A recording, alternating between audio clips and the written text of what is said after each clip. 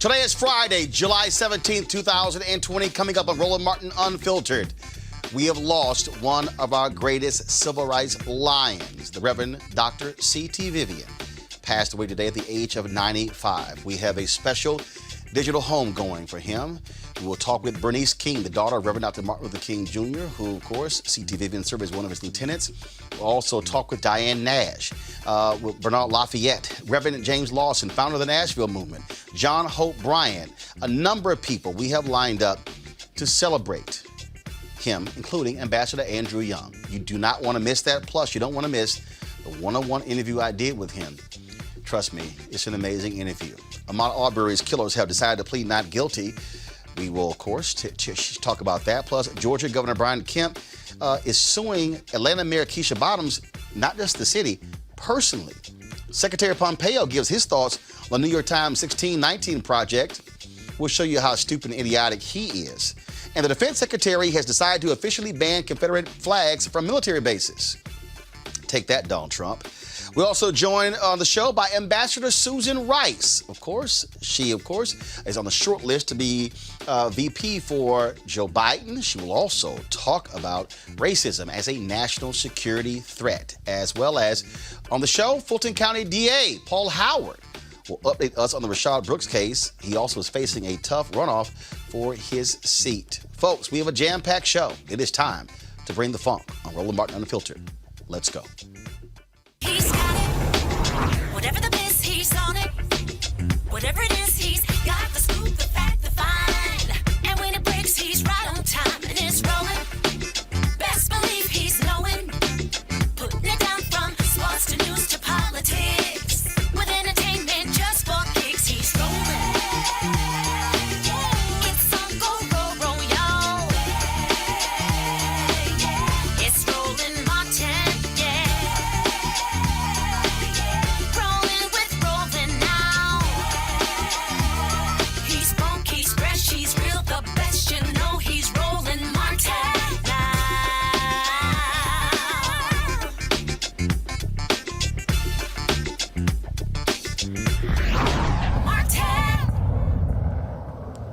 three Georgia man who killed 25-year-old Ahmaud Arbery pleaded not guilty today. Travis McMichael, his father, Gregory McMichael, have been charged with murder and aggravated assault. Their neighbor, William Roddy Bryan, who recorded the killing, has been charged with felony murder and criminal attempt to commit false imprisonment.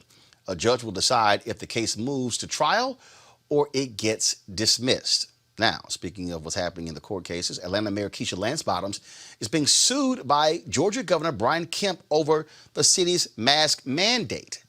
Kemp claims that the measure is violating his emergency orders. This is what he tweeted. This lawsuit is on behalf of the Atlanta business owners and their hardworking employees who are struggling to survive during these difficult times. Moments later, Bottoms responded, tweeting, 3,104 Georgians have died, and I and my family are amongst the 106,000 who have tested positive for COVID-19. Meanwhile, I have been sued by Governor Kemp for a mask mandate.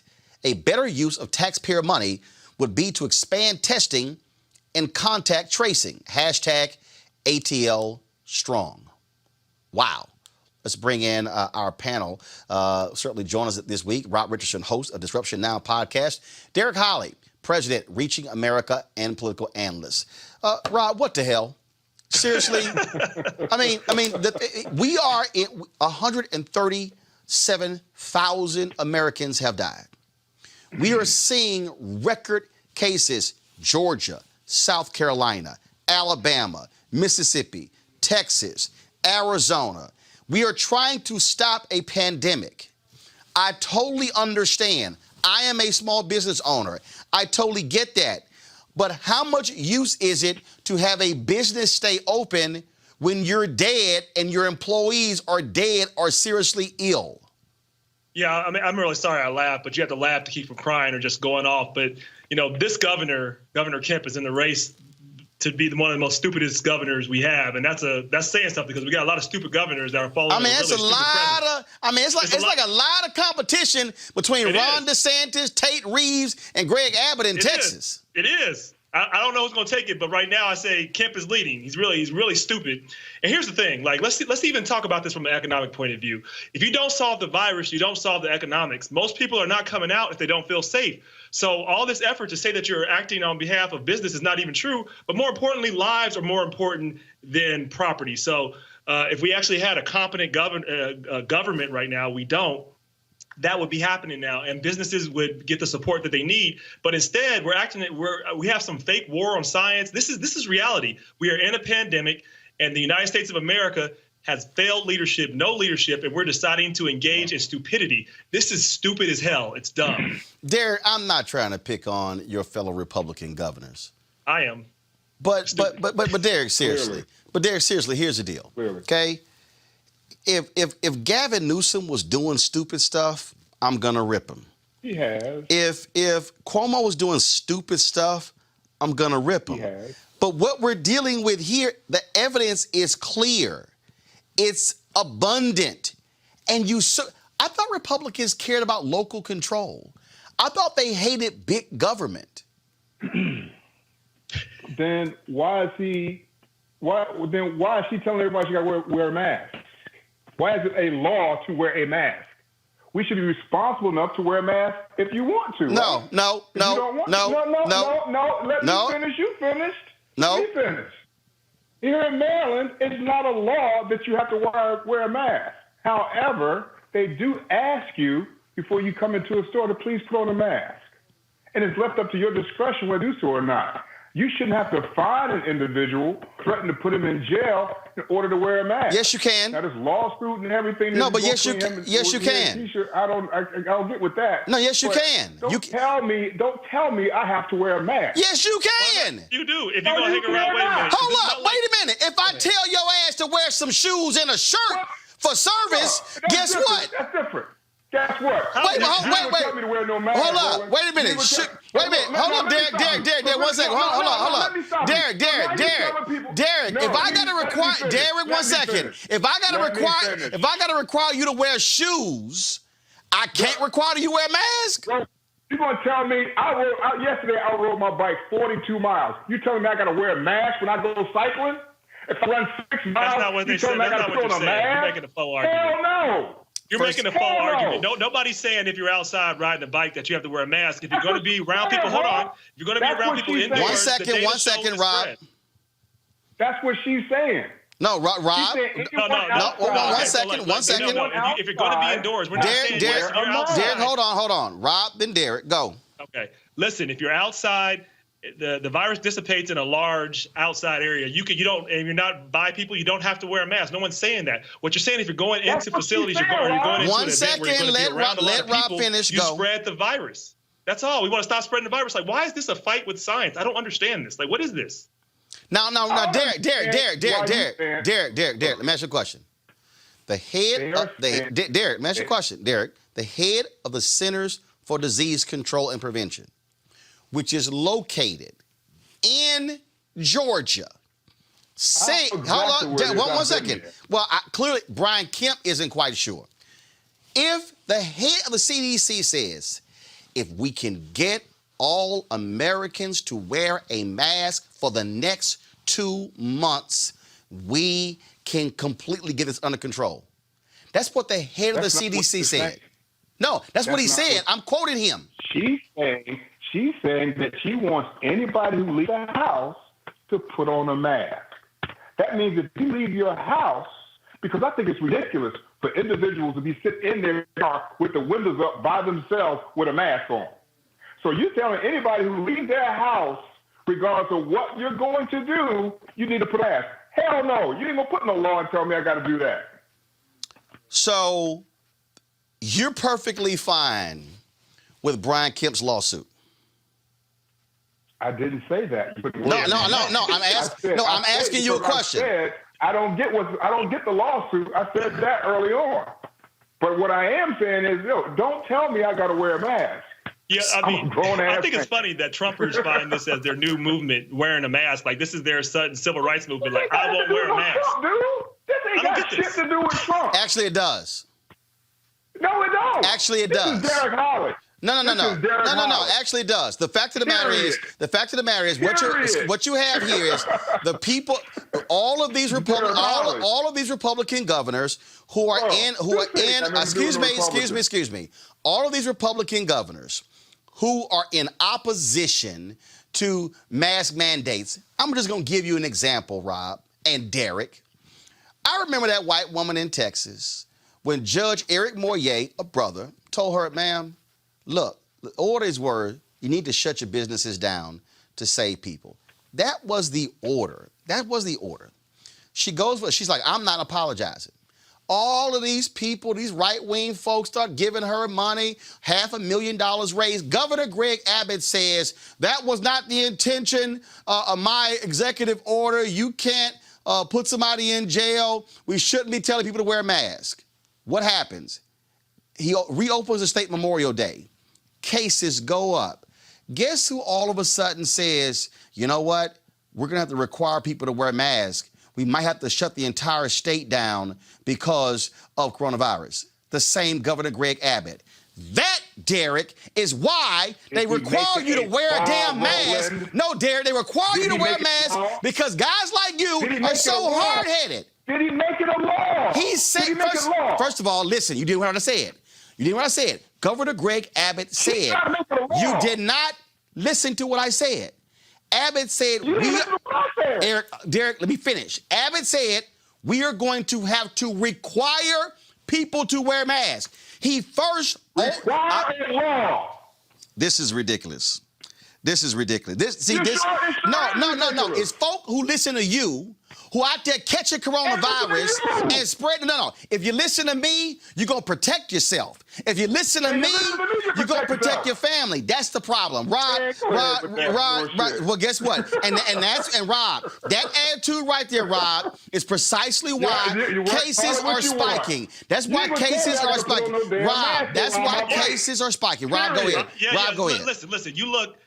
All these governors, Governor DeSantis, that said that, there was that one clip where Governor DeSantis was like, well, we're not going to be the new New York. We're not going to do that. You guys all said that, and we have victory. And he opened the state, and they're worse than New York ever was. Data works, and we have to protect people. Like, this is not, at the end of the day, Derek, this is not about me. This is not about you. It's about others. You may not die from it, but you don't want to pass it on to your mother. Wait, hold up, Derek, you also said that, what Abbott did wasn't the same as Lance Bottoms. Henry, go to my iPad. 1 second. Yes, you did. Governor Greg Abbott, Governor Greg Abbott orders Texans in most counties to wear masks in public. I'm not done. Did he order it? What is the difference? There is no difference. It's an executive order operates like a law. What are you talking about? I can't believe we having a debate. Well, that's a law, and he ordered. It's the same. If it's in his powers to do it, let me give a little bit of a civics lesson. If it's in his powers to do it by the legislator, and he exercises his power, it operates like the law because he's executing the law under his power as an executive. So yes, it's the law. Let me get one more. Let me get one more. Henry, go to my iPad. Alabama Governor Kay Ivey issues statewide mask mandate in public spaces beginning Thursday. Derek, you have Republican governors who are realizing we got to keep people safe, but I'm not wearing a mask. I don't have to wear a mask. That's just bullheaded and silly. No, if I'm going out to ride my bike, Roland, I'm not putting on no damn mask. To the bike. Period. How many times? If I go running, I'm not putting on no damn mask. Okay, guess what? You know what, Derek? I'm not putting on no mask. Okay, first of all, Derek, if you're riding in a car, you don't have to put a mask on because you're in the car. Well, why do people doing it? This is the silliness, right? Because this is the silliness right here. Here's the deal, people. Everybody who's watching right now, let me tell y'all about another Derek, a top Florida official in Florida. He had the same attitude as Derek, opposing masks. His ass is in ICU right now, critical condition, because he got coronavirus. Also, I told y'all yesterday, Chuck Woolery, he just trashed all his mask mandate. Now his son got coronavirus. Now Chuck has deleted his Twitter account because now he looks like a damn fool by opposing it. So if you want to sit here and oppose it, that's fine. Let me go to my next. If you want to stop wearing a mask, start wearing a mask so we can stop having to wear a mask. It's really simple. Wear the mask so we can stop wearing them. Now, I want to stop too. Yeah, I would love to stop too, but the bottom line is when you got people who are so damn hard-headed and don't want to pay attention, that's what you got. Let's go to our next story. Secretary Pompeo harshly criticized the New York Times 1619 Project, saying that their underlying message is that, quote, our country was founded for human bondage. Duh. Is a slander on great people. Watch this, fool.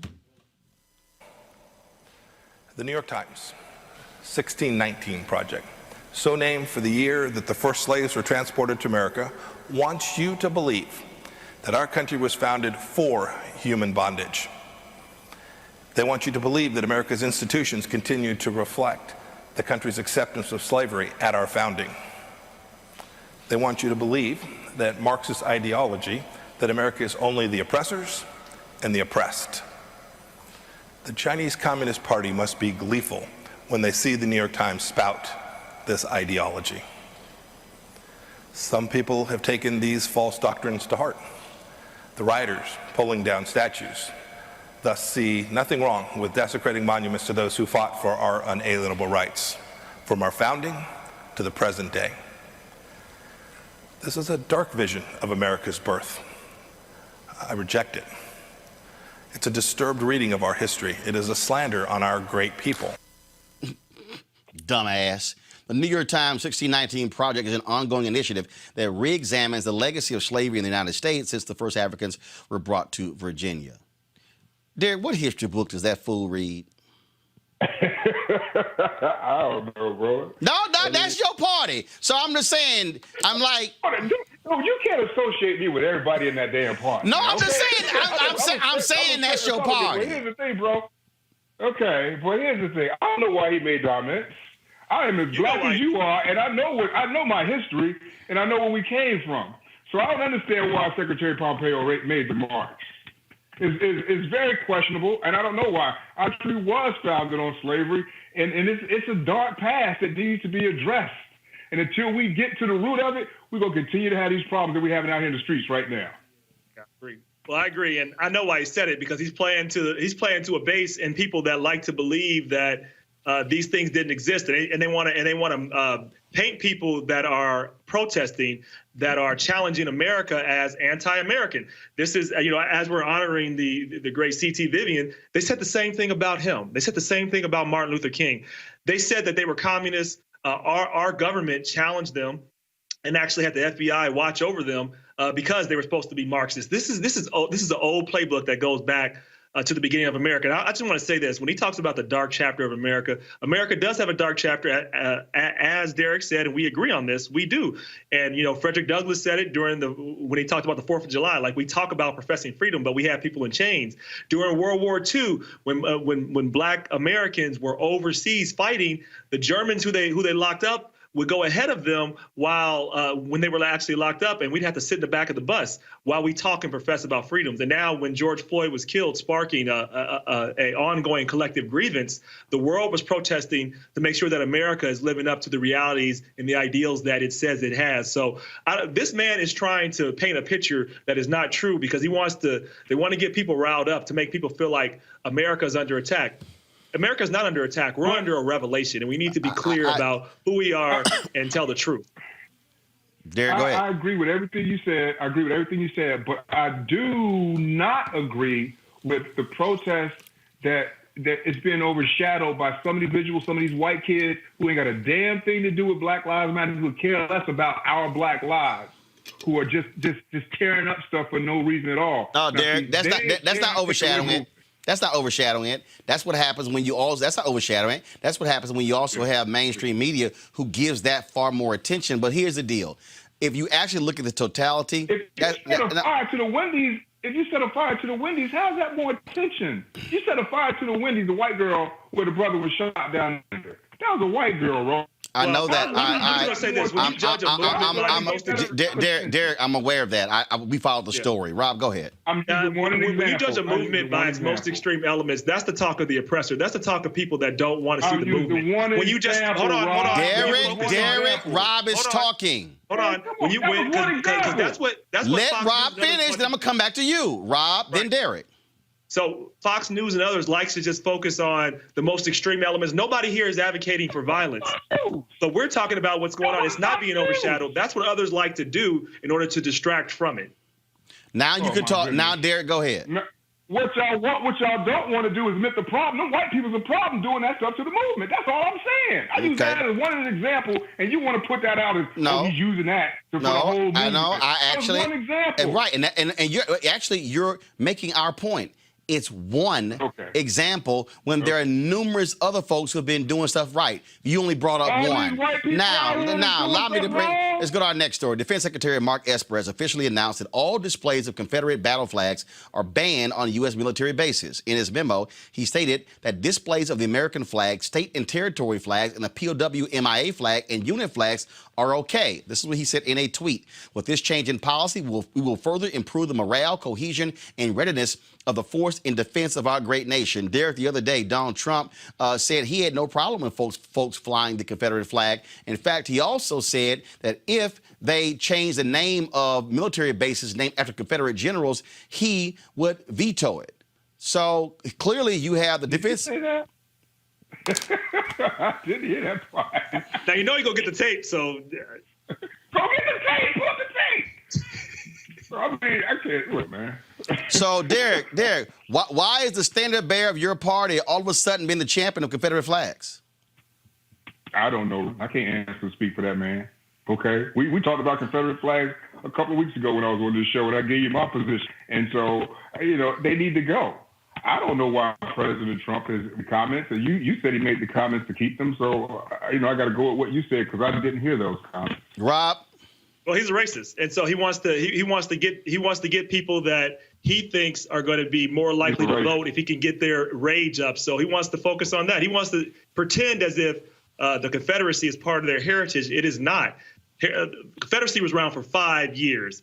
the whole purpose, we know this, was to actually betray the nation. They wanted to branch off. They were traitors to this nation, and they were fighting for a horrible cause, which was to preserve slavery. Period. And he wants to talk about that. He wants to preserve white superiority. That's who this president is. That's who he is. Well, Derek, this is what Donald Trump said just a couple of days ago to CBS Evening News in exclusive. Listen. President Trump, back in 2015, you said the Confederate battle flag belongs in a museum. Do you still believe that? All I say is freedom of speech. It's very simple. My attitude is freedom of speech. Very strong views on the Confederate flag. With me, it's freedom of speech. Very simple. Like it, don't like it, it's freedom of speech. Would you be comfortable with your supporters displaying the Confederate battle flag at political events? You know, it depends on what your definition is, but I am comfortable with freedom of speech. It's very simple. But you understand why the flag is a painful symbol for many people, because it's a reminder of slavery. Well, people love it, and I know people that like the Confederate flag, and they're not thinking about slavery. I look at NASCAR. You go to NASCAR, you had those flags all over the place. They stopped it. I just think it's freedom of speech, whether it's Confederate flags or Black Lives Matter or anything else you want to talk about. It's freedom of speech. President Trump, back in 2015, you said that's Derek. He said it's freedom of speech. I mean, it is freedom of speech, right? I mean, I don't give a damn about a Confederate flag. I can care less about a Confederate flag, but it is freedom of speech. It's freedom of speech. But it's a difference when the state sponsors it, okay? So let's get this clear. So it's freedom of speech to have a Nazi flag. Should we do that? Should the state sponsor that? There is no difference in my mind from hanging up a Nazi flag than hanging up a Confederate flag. They mean the same thing, and no state should be sponsoring it. And if you want to do it personally, if you want to be a personal jackass and have it, it is your right. But the state shouldn't be supporting it. That's what we're talking about, Derek. Okay. Lord have mercy. We are truly dealing with some stuck on stupid people. Folks, former National Security Advisor Ambassador Susan Rice believes that we are in the middle of two pandemics, coronavirus and racism. She also believes that both are national security threats. She joins us right now. Susan Rice, how you doing? I'm great, Roland. How you doing? Oh, you know, sitting here having to deal with stupid people who are 3 blocks away from my office, who reside in the White House, who say truly some of the dumbest stuff in the world. When you hear that nonsense, this refusal to condemn the Confederate flag and then say, oh, the people who are flying it, they aren't thinking about slavery. This is no big deal. It's freedom of speech. And if they want to fly it, you know, at my rallies, okay, whatever. Donald Trump is absolutely, Ambassador, appealing to the most hardcore racist or folks in pushing those buttons. Agree or disagree? Absolutely agree. I mean, the dog whistle has become a bullhorn, and the blower of that bullhorn is the modern day George Wallace. And, you know, it's that bad. It really is. And, you know, we've got the president expressing much more concern for Confederate monuments and flags than he is for the lives of Americans, over 135,000 of whom have died on his watch because his utter failure to handle the coronavirus. So he's made clear what his priorities are and how he intends to run for re-election, which is by pouring salt in the racial wounds and trying to, you know, divide this country. When you look at that decision made by the defense secretary, and then you hear the nonsense from Mike Pompeo, the Secretary of State. I mean, this is the individual. I mean, it's two contrasts. Secretary of Defense says you can't fly the Confederate flag at military bases. It's just not allowed. Then you overhear Secretary Mike Pompeo just in denial about how this nation was created, as if somehow that we haven't been dealing with racism, slavery, Jim Crow, and still dealing with the vestiges of that. I mean, these are so-called leaders. And these are leaders for the rest of the world. As somebody who's been on an international stage, it has to absolutely drive you crazy to see that as the representation of the United States. Well, it does rather pain me to see this, to say the least. But, you know, it's actually a really serious challenge because consistent with our values and our leadership in the world, you know, we should be condemning racism. We should be condemning anti-Semitism, homophobia, all of the ways in which discriminatory or autocratic societies abuse the rights of their people. And rather than speaking up and speaking up with moral authority, we're modeling much of that behavior here at home. And at the same time, drastically diminishing our global leadership and our ability to bring other countries and peoples to join with us to deal with challenges that affect our security and our prosperity and well-being. So it's not just about, Secretary Pompeo being insensitive, even though, to put it politely, he is. It's about squandering our leadership in the role and undermining our national security as a consequence. And when we talk about that, again, after 8 years of President Barack Obama, not only, obviously being the first black president in American history, and that type of diplomacy, to see this, for lack of a better phrase, this thuggish foreign policy, this grotesque display that we see across the world, what are you hearing from foreign leaders who you still talk with? How are they looking at us? How are they viewing this country in this moment of an international pandemic and global financial issues, and you're still dealing with wars and things along those lines? What are they saying about us? Well, Roland, they're looking at us with dismay and disbelief. They can't believe how far we've fallen so fast.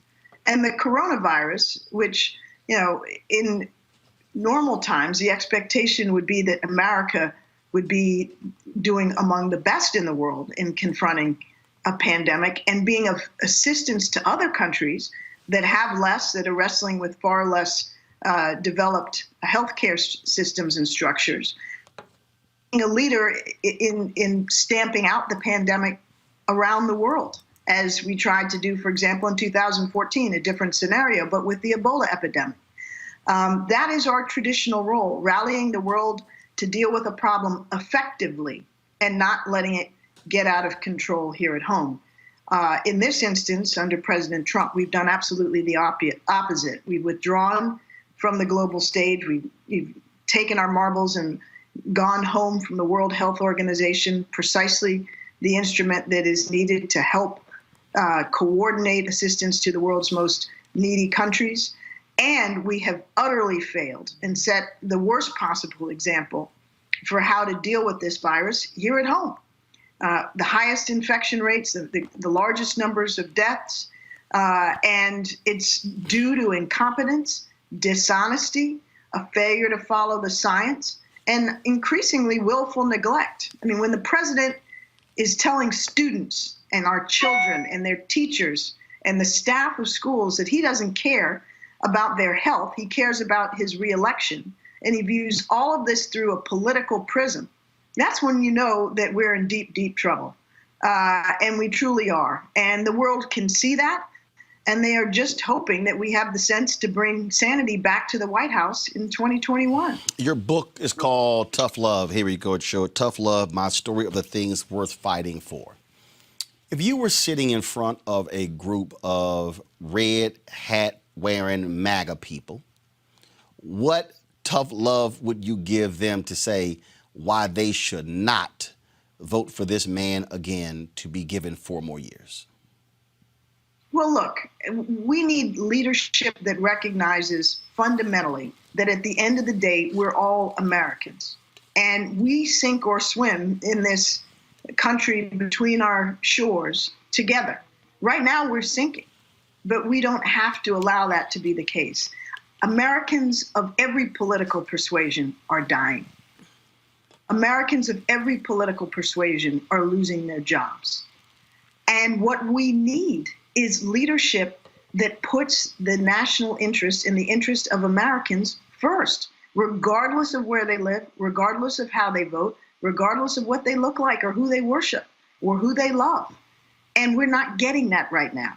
We're getting leadership that is choosing to put political self-interest above the livelihoods of all people, regardless of their political background. The president goes to Oklahoma, the heart of red America, and holds a rally without social distancing, knowing that the consequence is going to be death.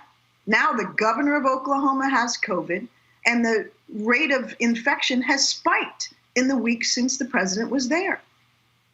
So how is that helping anybody?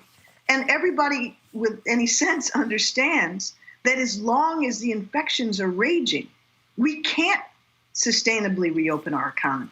We can't put people back to work, which is what we all want to do. We all want to send our kids back to school. That's not a red issue or a blue issue. We're Americans. We want to educate our kids. We want them to be safe and have the opportunity to learn. And yet, because of this president who puts himself above everything else, it's not been possible. And he's going out of his way to rush through, deny the severity of the disease, pressure school districts, and pressure politicians to follow his deadly lead. And we cannot afford that. None of us can. When we think about America's standing internationally, the world has always looked to this nation to be a moral leader. Not always been the case. We've been that. Let's say Trump loses in November. What's the first thing that a Joe Biden administration has to do to let the world know that that's now in our past and this is what we have to do moving forward? Well, Roland, let me answer that, but let me just put the answer in context. I think Americans need to understand that it's not a matter of simply flipping a switch and everything goes, back to a place where our leadership is immediately embraced and all is forgotten. A huge amount of damage has been done. Trust has been broken. People can no longer believe the word of the President of the United States on matters large and small. Everything is a transaction. Our allies are treated like adversaries. Our adversaries are embraced like, family members. It's absolutely upside down. And so as Americans, we need to understand that the first thing we must do is vote for change. And voting for Joe Biden, who has enormous experience, great relationships, the trust and the confidence of the most important partners we have on the global stage, is a critical and absolutely necessary first step. But we will have great work to do over the course of a next administration. And it's not going to all be done in 4 years, maybe not even in 8 years, because Roland, understand that these very countries, particularly our closest partners, our allies in Europe, in Asia, and elsewhere, no longer can be confident that what we just did over the last 4 years can't possibly happen again. They have to fear that, that it's conceivable that we could come back to a place like this. So their trust will come back, but it will come back slowly, and it will need to be rebuilt with tangible action. So the first thing that Joe Biden should do as he enters the White House, knock on wood, in January 2021, is to reach out to our closest allies and neighbors, Canada, Mexico, our European partners, our partners in Asia, Australia, Japan, South Korea, and say to them, look, we understand that what has transpired has not been helpful. It hasn't been a partnership based on mutual interest and shared values and mutual respect. It's been bullying and transactional and based on falsehood. That is all going to change. We are back. We honor our alliance commitments. We understand that this is not a protection racket and it's not solely about dollars and cents. It's about our mutual interests and our shared security. And we will be here with you. And then we're going to have to take steps, concrete steps, that demonstrate that commitment. So, for example, we pulled out of the Paris Climate Agreement unilaterally after we had negotiated it. We have to go back. We pulled out of various other important agreements like the Iran deal. We have to take a new look at that. But most importantly, we need to be clear with our allies that at the end of the day, they are what matters most to us, because our strength in the world is a function of those alliance relationships. And so, President Trump recently said we're pulling a third of our forces out of Germany unilaterally without ever consulting with the German government. Reversing that step and many others like it is the kind of concrete thing Joe Biden will need to do on day one. Rejoining the World Health Organization, as he said he'll do on day one. That's the sort of thing that signals that we are really back and we mean it. In your book, Tough Love, here we go to my iPad, you write about that last day as National Security Advisor. You lay out the things that you had to deal with. And one of the things you said, I have had to spend many hours on additional tasks briefing my successor as National Security Advisor, Lieutenant General Michael Flynn. That case is completely unraveled. You see what the Attorney General, William Barr, did.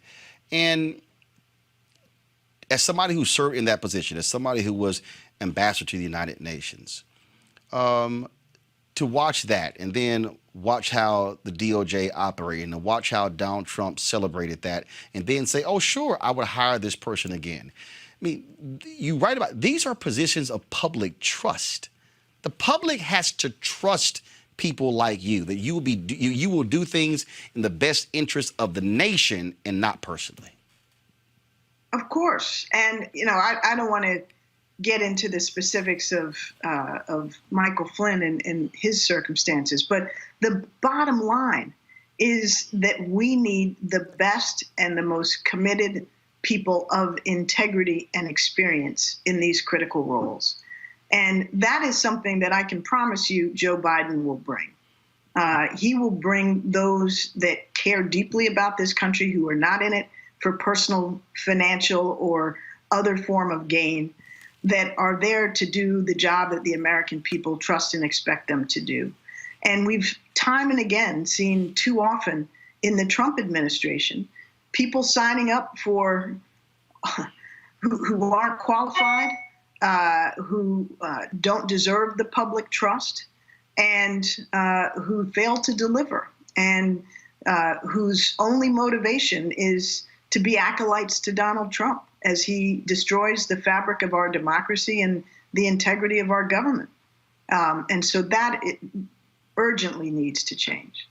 You also talked about that last day writing a particular memo that has been the subject of lots of conversation, assessing Russian activities and intentions in recent U.S. elections.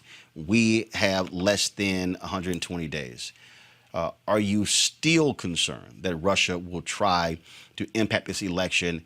And does it bother you that pretty much our nation, in terms of leaders, Mitch McConnell didn't move on a particular bill to fortify the elections? Trump doesn't care that even with all this evidence, their whole deal is like, we're fine, we're good. Yes, Roland, I'm deeply worried about it. Russia has not stopped for a minute trying to undermine and weaken our democracy. It interfered to assist Donald Trump in 2016, but it has been active every day since that election, including in the 2000. But just on every average day, trying to deepen the divisions that exist in American society and pit Americans against each other, causing us to distrust and hate each other and not believe in the integrity of our democratic institutions. The Russian objective is to discredit democracy and weaken the United States. And it can accomplish that goal if it gets on the internet, as it does every day, and argues on every side of every divisive issue, whether it's race or guns or immigration or gay rights, and they're out there spinning truths and falsehoods to divide us. And that is a very serious threat, and that will translate into the same kinds of misinformation, suppression of voter interest, and selling of lies and discredited theories that they did in 2016. I fully expect that in this year, in 2020, and Americans need to be prepared. And yes, it's a travesty that Mitch McConnell and Senate Republicans refuse to enact legislation that's been sitting on their floor for months to shore up the integrity of our elections and make it much more difficult for Russia or any other foreign player to do what it seeks to do. They won't provide the funding. They won't pass the legislation that would protect our elections. And the only explanation that one rationally can come up with is because they are prepared to welcome that assistance from Russia and other adversaries as long as they feel it's beneficial to them. Again. A couple of questions about Africa. Here we are dealing, 7 of the 10 fastest growing economies are African nations. The population growth from the motherland as well. China, significant investment in African nations. Has this nation dropped the ball in terms of not recognizing what that future could look like? Have we done enough to stand with African nations to help them economically, to work with them? Can we do more? Yes, we absolutely can do more, and we should do more. And Roland, we should view this opportunity to be better partners with Africa as not a matter of charity or humanitarian assistance, even though there's good motive in doing that. It's in our national interests to have partners in Africa that are growing, that are prospering, that are providing greater freedoms and greater benefits to their peoples. Africa is a vast continent of enormous talent, extraordinary resources, and great potential.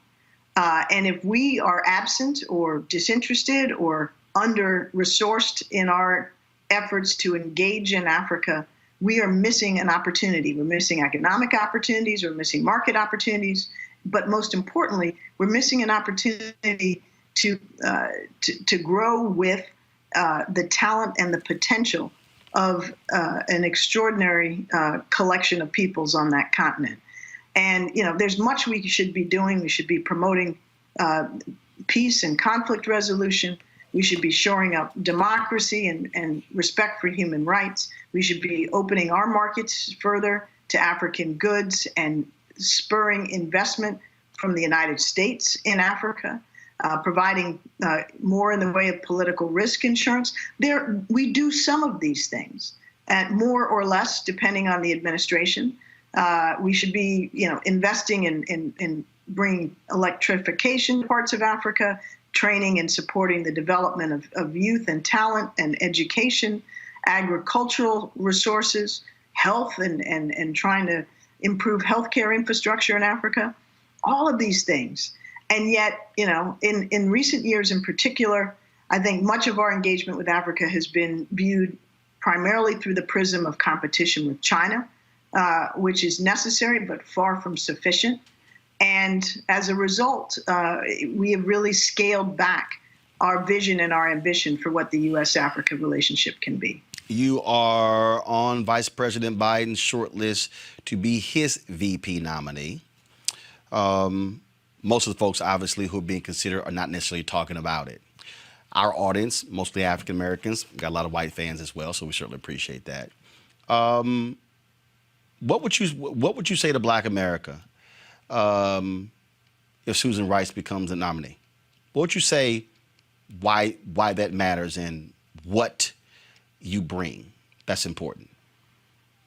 Well, Roland, first of all, I have to say it is really humbling and an honor to be among those reportedly being considered for the vice presidency by Joe Biden. And he has an extraordinary list of women, any of whom I think would do a great job in that role. And I think it's going to be very hard for him to go wrong. So everybody brings a different set of skills, experiences, and talents, and they're all exceptional.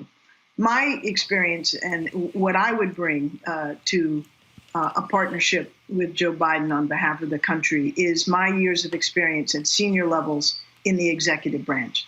For over 15 years, on almost 2 decades, I've worked in the White House and in the State Department and at the United Nations in the top tiers of our federal government. And when I was National Security Advisor, I was responsible for chairing and coordinating the cabinet level committee of agencies that had to deal with every crisis that fell on our plate, whether it was the rise of ISIS or the Ebola epidemic and everything in between. So what I know is how to make decisions, to forge policy out of different agencies with different budgets and different interests and constraints, how to get stuff done.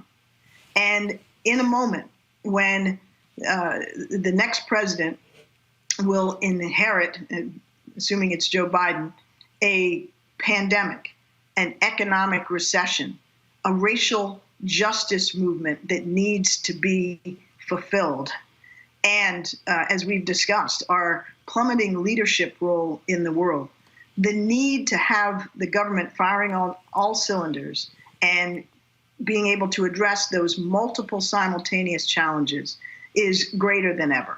So my experience is in getting things done at the highest levels of government. I understand national security, foreign policy, diplomacy, obviously intimately, but I also understand many of the domestic issues that will inevitably arise. And I would be honored to be able to assist Joe Biden in whatever capacity he thinks that I can best serve. You mentioned Sorry, go ahead. No, you mentioned the issue of racial justice. That is going to be a significant domestic agenda. Absolutely. I have argued that in this moment of the reckoning, we're really operating in what I call the third Reconstruction. And so we're seeing these changes. We're seeing, I mean, it's been 9 weeks since the death of George Floyd, and we've seen significant amounts of change. But really to deal with the inequality in this country, it is going to take massive reinvestment by this country. A massive plan, some call, an urban Marshall Plan, if you will, to deal with these difficult challenges. Have you thought about that and how major that needs to be, and to keep people focused on that? The first Reconstruction lasted 12 years. The second one lasted 14 years. I mean, this is something that's not going to just one bill, here you go, we're good. There's going to have to be a real commitment, or Dr. King wrote in Chaos of Community, Where Do We Go From Here? He said, it's a check America's going to have to write that it has never really wanted to write before. Well, Roland, I've thought a lot about it, as many of us have. And, to me, we've had this extraordinary movement following the tragic murder of George Floyd. And thus far, that movement has really resulted concretely only in some flags and some statues being retired. And that's not nearly enough. That is, in my judgment, a missing of this moment. As gratifying as it may be to see the Confederate flag come down from the State House in Mississippi or from NASCAR, that's not what this is about. Systemic racism, in my judgment, requires systemic reform. And whether you call it a third Reconstruction or a New Deal or whatever the terminology you prefer, to me, we need a president like Joe Biden in the White House with the commitment and the vision and the passion to address these systemic requirements. And we need change in the Senate and sustaining the House, because without all three, we're not going to get this done. Look at the Justice in Policing Act, the George Floyd Act, good piece of legislation passed by the House. Do you think Mitch McConnell's going to let that thing go anywhere in any recognizable form in the Senate? No. And there's nothing radical or ridiculous or, even aggressive in that legislation. So that's emblematic of the problem. And to address this moment with a movement worthy of it and results that reflect that movement, we're going to need a sustained package of legislation that deals with all of the inequities, from the lack of jobs and economic opportunity to health care to education to housing, to the environments that we live in that are killing us. All of these things are going to have to come together. And we need to implement them in a way that recognizes that they are born of historic and systemic inequality and racism, but that also brings along all Americans, because it's not only us as much as this moment has been about African Americans. We also have to be mindful of how systematic reform can lift up all of us and reduce the disparities that have become so glaring in our society. Folks, Susan Rice, the book is called Tough Love, My Story of the Things Worth Fighting For. Glad to have you on the show. Look forward to you coming back. Great to be with you, Roland. Thank you so much. All right, thanks a lot. Take care. All right, folks, let's go to my panelists, Derek Holly and Rob Richardson. Rob, I'll start with you. She's on the short list. Your thoughts? What do you think? Well, I mean, she'd be a great pick. I think she has a firm understanding of of the moment. She served under President Barack Obama, and she understands the urgency of this moment. Like, there has to be a real bold commitment to the Black community in particular, and then our whole nation. You look at what has to be done. We have to invest. I really like the way you talk about a third Reconstruction. You know, right before the Reconstruction, what was some of the most progress we've ever made in this nation. This is when we got basically the train system. This is when we got land grant colleges. This is when the South, decided to get out of the Union. And during that time, we got a lot of things to move forward. That's just a fact. And so what we're going to need is an investment in a 21st century infrastructure plan, one that invests not only in roads and bridges, but actually broadband. We're seeing that our kids don't have the resources that they need in this post-COVID-19 world. And COVID-19 operated as a short-term disruptor, but a long-term accelerator. It is accelerating the inequalities that are already built in. So we need to make investments in our infrastructure, like broadband, not only to help schools, but to help our businesses. Like, if you don't have high-quality access to high-quality broadband, you're not going to be able to do business. You can't do this. You can't hardly do business now. Everybody does business and networking now by what? By Zoom. If you don't have something quality, Zoom, Skype, you're not going to be able to do business. So we have to really reimagine and have bold leadership, because we've had no leadership in this White House. Derek Holly. Yes, Roland. Your assessment. The systemic racism that exists in this country. Your assessment of Susan Rice in terms of her potentially being a VP nominee. This country has come from both Democrats and Republicans. Yeah, the operative word is white. There you go. I don't disagree. And to think that this one white man, Joe Biden, is going to pull America together and get rid of all that's been going on, I think it'd be foolish on anybody's part. And I think we need to take the politics out of it, Democrat and Republican, in order to fix it. That's the only way it can be fixed in terms of what's going on in this country with Black people right now, because it was brought on by white people who are both Democrats and Republicans. Right, which is why I said to her that this is not going to be just one bill. Okay, it's all done. I said the first Reconstruction was 12 years. The second one was 14 years. We have to look at this in order to deal with the issue. You have to be thinking in terms of 10, 20, 30 years. Absolutely. Massive reinvestment, not just politically, but also when you talk about foundations, when you talk about corporate. That's why when the conversations that I've had with people, I'm not just interested in this $5 million or $10 million grant. I'm like, no, I'm talking about the creation of $1 to $10 billion funds to be able to deal with this. Yeah. Agreed. Yeah, I agree. And I would just say with Rob. Hold up, Derek, then Rob. Derek, go. I was going to say, Rob, you talked about having broadband and bringing all these services to underserved, underprivileged communities. I agree with you wholeheartedly. And I was on a call on Monday or Tuesday. I sat on about 2.5 hours. It was with our school board in terms of opening school for my son who's got to go back. And they had obviously distant learning, but there was a B part to that. And they wanted kids who were disadvantaged, who had special needs, to come back to school to get face-to-face 3 to 4 days a week. Okay. Well, everybody fought against that. Everybody fought against that because it's like we got to do distant learning. But meanwhile, we got these same kids who don't have broadband, who don't have internet, continue to fall behind. And that's a problem.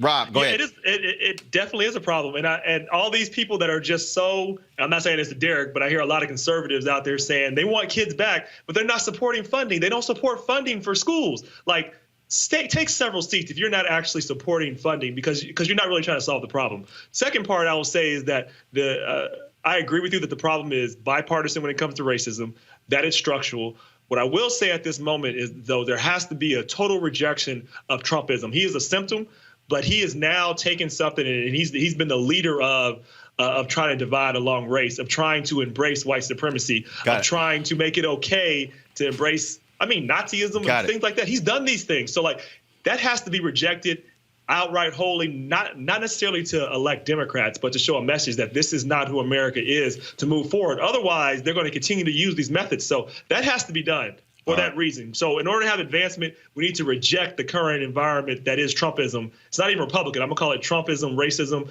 They're using it more than anybody ever has, and we need to say that there is no place for that in America. All right, that folks, message has to be sent loud and clear. Our next story, the murder of Rayshard Brooks by Garrett Rolfe, is an ongoing case, and the Fulton County District Attorney, Paul Howard, is dealing with that, as well as his runoff election for the Democratic nomination. Number of challenges he faces. Also, the decision to, of course, charge cops who attacked those two students when you had the protests. Paul Howard joins us right now, Fulton County DA. Glad to have him back on Roland Martin Unfiltered. Sir, how you doing? Doing great, Roland. Glad to see you, and really honored to be on the program with Susan Rice. Indeed. And we also, I want to start this first before we even get into these other cases. You're there in Atlanta. Today we lost an absolute legend, lion, in Reverend C.T. Vivian. Yes, we did. I spoke with Ambassador Young earlier during the day, and what he said is, he hopes to get to be 96 himself. But it's a great loss. He was a great friend. He has done so much for our community. He's the kind of person that can never be replaced, and all of us are just sad with his passing. And we're going to, just for all the folks who are watching right now, we're going to be paying tribute to him. We have a number of people who are lined up in addition, and then we're going to be playing the 1-hour interview that I did with him that's absolutely amazing because that's the kind of guy that he was. D. Howard, let me ask you this here. It has been absolutely stunning to listen to all of these police who are now angry. The police commissioner in New York says, we've gone too far. We've taken tools away from cops, which I'm trying to figure out what was taken away. What, banning chokeholds? In Atlanta, all these police officers who were upset because cops were fired in the case where you charged them as well. As a district attorney, look, you have to deal with police. You got cases there. But to me, what offends me as a citizen is this whole notion that the moment a district attorney holds a police officer accountable, the entire police force says, the hell with you, that's wrong what you did, and so we're going to go after you. It is if they cannot be held accountable by anybody. That's bothersome. And Roland, let me tell you, I believe that's the reason that what we see in this country is a continuous role of African-American men and women and other minorities being killed by the police, because in many ways the police departments are accepting the conduct. They are encouraging the conduct. And I believe that one of the things that we have not done as a country is made a full inspection of police unions. And as you know, the police unions are a very important part of the very kind of culture that you're talking about. That's what we've seen in Atlanta. As soon as we prosecuted the first police officer in 2002, we heard the same refrain. Mr. Howard, you made a rush to judgment. Mr. Howard, what you're doing is political. And we've heard it ever since. And this is what you hear all over the country. But I am glad now that the young people are stepping forward, and what they're saying is, we are not going to continue to put up with this system. And when you look at the protest and when you look at what's been happening in the streets, when you look at all of a sudden, when people talk about defund the police, they're not saying we're going to just get rid of police departments and fire everybody. What they're saying is shift resources. Everything in the country can't be solved by law enforcement, just like you as the DA. Everything can't be solved by throwing somebody in jail. That's why you have options in terms of whether it's counseling, whether it's rehab, whether it's community service. At some point, this nation has to get out of law and order, throw them away, lock up the key, because you can't afford it. Well, I think, Roland, already what you've seen is the Republican Party, they've already hijacked the use of the term defund the police department. What people in our communities are talking about, they're not just talking about stripping money away from the police randomly, but what they are saying is the police need standards. They need goals that they have to meet, just like you and I have to meet goals. I think that one of those standards that should be set is that the police should not kill citizens. Suppose we said that in order for you to receive your funding, you have to not kill people. There are many other conditions that we can set for policemen, and if they don't reach those conditions, then I think their funding should be affected. One of the things that we can do, particularly with the this continuous killing of Black and minorities, suppose we said to the policemen that at the end of the year, all of you guys received a 5% raise if you just didn't kill anybody. So this is an opportunity for us to get really creative. But wow, I haven't heard that one before. Yeah. I haven't heard that. I haven't heard that before, yes. You got to be creative. And what people are talking about, they're not just talking about throwing policemen out of their communities, helter-skelter. But what people are talking about is restructuring the way that they're funding so that it forces the police to adopt new standards, for them to police differently, to make sure that it's constitutional, that it's nonviolent, and that funding mechanism is an important way of getting it done. We have seen also a serious attack on progressive prosecutors. Donald Trump has been very clear.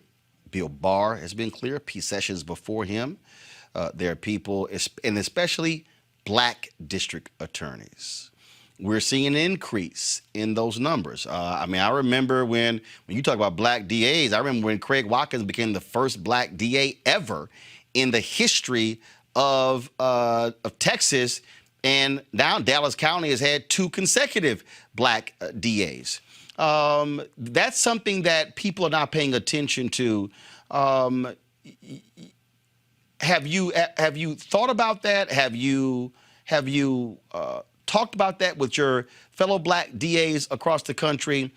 How there is this target on the back of progressive Black DAs or Black DAs, period, who don't want to operate as the way other DAs used to in the past, where essentially they were completely so pro-law enforcement that the community did not trust they could ever really hold law enforcement accountable? Well, we've talked about it quite a bit because what you've described is a reality. There's been an effort to intimidate the DAs. You know what happened with Marilyn Mosby in Baltimore when she decided to file arrest warrants and indict police officers for killing Freddie Gray. If you look at the DA in St. Louis, who has just been almost not been able to perform her duties. Kim Gardner having to file lawsuits. And people don't realize, Roland, that in retaliation, most of her staff now has joined the police union. I mean, just imagine being the district attorney and that consequence taking place. We know about the DA in Orlando, Florida, who is the governor tried to remove her from handling death penalty and murder cases. So this is something that's been going on over the whole country. And now what people are talking about, let's just remove these guys. Reverend Sharpton mentioned, I was on his show last week, and what he said to me is that you have become the poster child for the Republican Party, used to intimidate other DAs And what they want to say is, we don't want you to prosecute policemen. We don't want you to talk about reform, because if you do, we're going to get rid of you. Question, Derek Holly, your question for Paul Howard. My question is, when you talk about, a couple weeks ago we was on Roland's show and we talked about Tim Scott's bill that he had introduced in terms of police reform. And in his bill, he had mentioned a lot of the things that you're talking about in terms of incentives for the states. In order for these police departments to change what they were supposed to do, they wouldn't receive funding unless they adhere to some of these standards. So I think what I'm hearing you say is that you would be in agreement with police reform as long as if it was dictated by funding that came federally to these different states. Is that what I'm? Yeah, absolutely. Could you imagine if somebody hired you as the bodyguard for your family, and while you were the bodyguard, you happen to kill 2 or 3 of your family members? I think one of the first things that people would say is, hey, I can't pay you your salary until you stop killing my family members that I paid you to guard in the first place. I believe it's a very a way that we can now start conversations, but we can also start to require policemen to follow a certain conduct, because we can make it a contractual arrangement based upon funding. And if you don't meet certain goals and certain standards, then that funding would be reduced based upon the failure to reach those standards. I like that, DA Howard. I like that a lot. Rob, your question for DA Paul Howard. Yeah. By the way, thank you for all that you do. I would say, I want to follow up with what Derek said, because I think there's some difference here.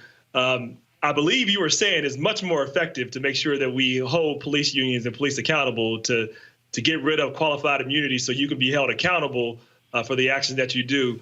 Because that's really the argument at the federal level. I want to say that's, most of the funding that happens at the state level. So 2 is that, so 1, from the federal level, do you agree that it's much more effective, and how you really are going to be able to move the ball if you get rid of qualified immunity? You make that clear. If you kill somebody, you go over the line. You don't have to. You're no longer going to have protection of the state just to do that. Second, what do you think we need to do at the local level? It sounds like do we need to push harder on the contractual level specifically? Like, what are some things we have to go after? And 3, how do you think we should frame the narrative? I think defund the police is the wrong narrative to say, because it's so easy to go after.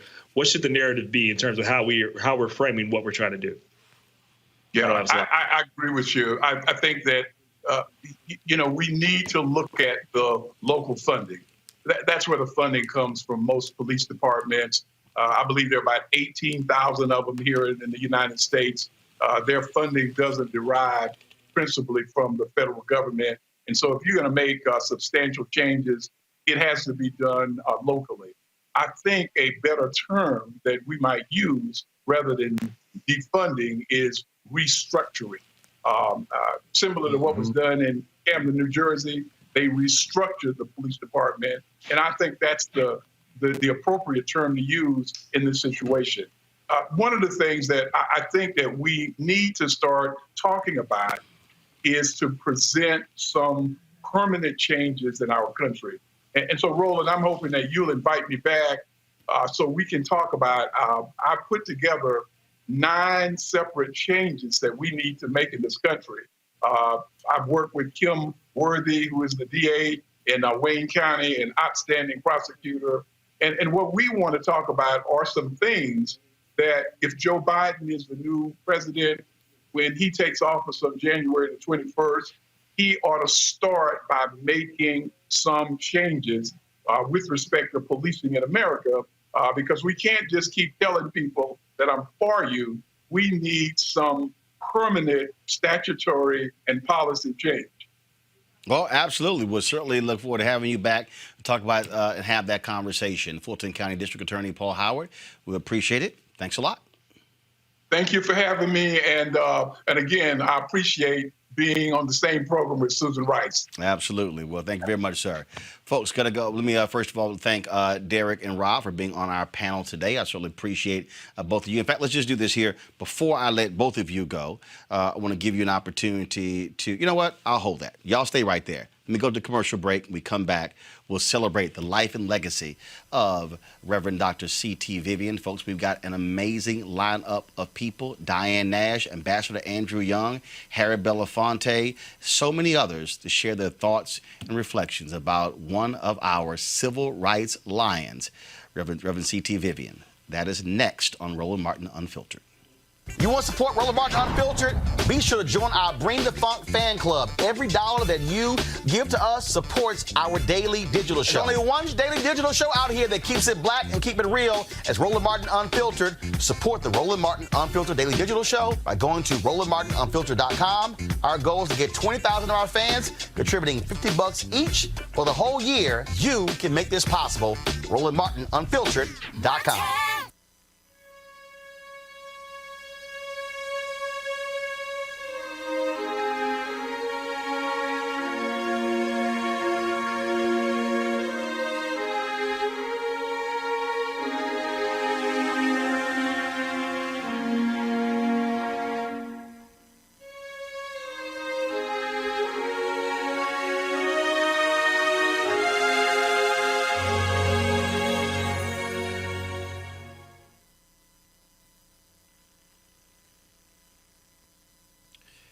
He was not a large man. He was a small man, very thin, but man, was he one tough SOB.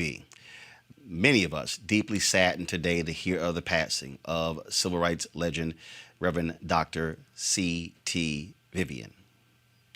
It is it's very hard for us to have to report this story. Lived an amazing life, dying of natural causes at his Atlanta home. Cordy Tyndale Vivian always had an absolute great smile on his face from ear to ear, but man, was he tough as he battled and faced down Jim Crow. Just an amazing, amazing man. He worked alongside Reverend Dr. Martin Luther King Jr. He participated in freedom rides. In 1947, he participated in his first nonviolent protest, a lunch counter sit-in in Peoria, Illinois. He was one of the founders of the Nashville Christian Leadership Conference, an affiliate of the Southern Christian Leadership Conference. In 1965, Vivian became the director of national affiliates for the Southern Christian Leadership Conference when he led a group of people to register to vote in Selma, Alabama. He has done so much and left a legacy and his mark on the country. President Barack Obama awarded Vivian the highest civilian honor from the nation, the Presidential Medal of Freedom, in 2013. This was that ceremony. Reverend C.T. Vivian.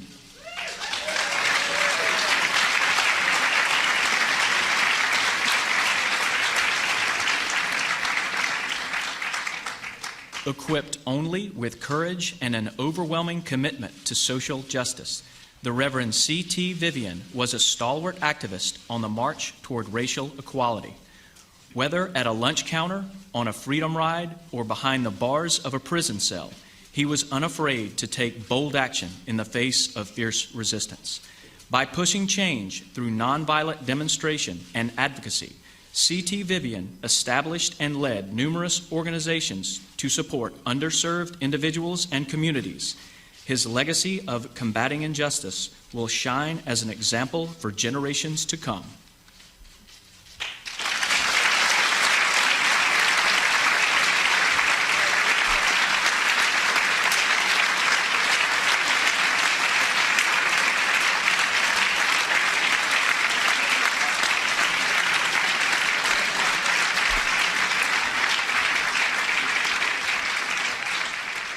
Joining us right now to pay tribute to his longtime friend and colleague is Ambassador Andrew Young. Ambassador Young? How you doing? Man, it's always good to talk with my frat brother. We lost a good brother in the civil rights, a good alpha. And I said at the top, C.T. Vivian was a tough SOB. He was, but he had one of the biggest hearts and biggest brains and smallest egos in the civil rights movement. And he was selfless, and he never did anything to promote himself. He was always mindful of the needs of others and the cause that he had devoted his entire life to. You know, I just counted up that he started in 1947. That was, 8 years before Rosa Parks was. And he went to Nashville somewhere around 1960 and started working with the Nashville sit-in movement when he was actually an employee of the Baptist Publishing House, the National Baptist Publishing Company. And that's where I first met him, about 1960 in Nashville. The thing that I had a chance to sit down with him in 2017. Every time I would go to events, I would see him, would definitely give a hug. He was so appreciative, and I would always just thank him for his work. And when y'all were in St. Augustine, when y'all caught hell there, he was right there. He was, and he stayed there to the end. And that was really the bloodiest and most brutal movement that I was in, or that I know about. Now, that doesn't count the Freedom Rides. But the Freedom Ride, it went on in St. Augustine for almost 2 weeks, every day. And people just confronted the Klan. What we didn't know then that we learned later on was the sheriff deputized the Ku Klux Klan to try to keep us down. Well, one of the things that was interesting, and for our viewers, you're going to be able to see this later when you see my interview with him, Ambassador Young. He talked about there being where y'all went to Integrate Beach, and this cop jumps on his back and drags him underwater. And he said his first thought, he just started laughing. He's like, well, if I'm going to go to the Lord, might as well go now. And that didn't happen. But he said literally he just started laughing. I said, are you serious? He's like, yeah.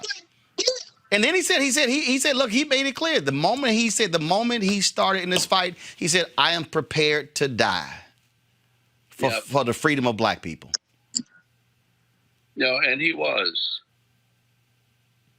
And he was consistent for 70 some years. And he just weakened about 2 weeks ago.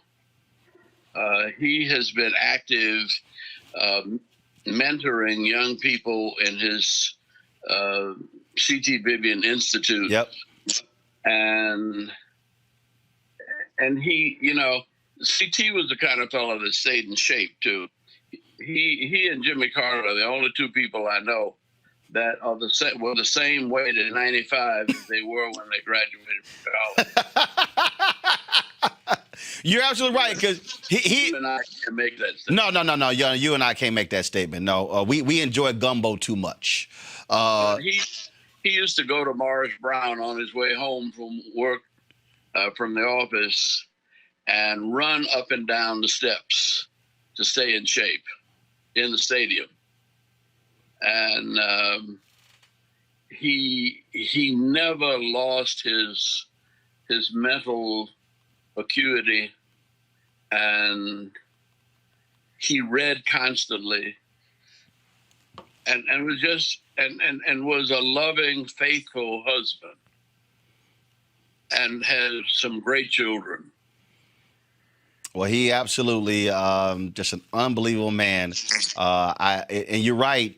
Hey, I would go to events and CT was moving fast. He was walking. He was full of energy. And he said, I'm going to keep on going till I can't go anymore. That's right. Ambassador Andrew Young, it's always great to talk with you. I hate that a lot of times under these circumstances, unfortunately with coronavirus, we can't have our usual homegoing services, when Reverend Lowry passed and others.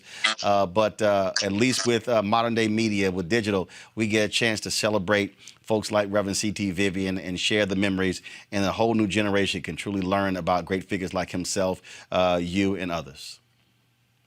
Very good. And we don't die. We just move on to another era. There you go. Great words. Ambassador Young, tell your wife hello. And Joe Lowry and Jose Williams are still with us because we still call it their name. That's right. That's right. We are. Okay. Tell your wife hello, sir. God bless you. All right, brother, take care. Folks, Bernard Lafayette worked in the civil rights movement. He's a human rights activist, co-founder of SNCC. Bernard, how you doing? I'm doing just fine. Brother, always good to see you and talk with you. We truly lost a warrior in Reverend C.T. Vivian. Yes, this is absolutely true. And we had a special relationship because our birthdays are only one day apart.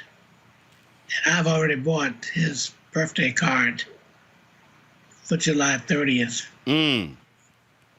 But we had a special relationship because we love to do things together. Actually, CT, when I met him as a student at the American Baptist College in Nashville, Tennessee, he used to substitute for Reverend Kelly Miller Smith, Sr., as a homiletics professor. So CT was teaching, preaching, in other words. And when Kelly Miller Smith was not available, he did do that. And when you had the sit-ins, we looked around at our student body, and there was John Lewis and Jim Bevel and C.T. Vivian, and we all were right there together. It was just, couldn't be a coincidence. It was by divine providence that we were all right there together, and John Lewis. And so we started learning about the movement with Jim Lawson teaching courses and stuff like that, and CT with all of his experience and background. How is it that you could be in jail with your professor?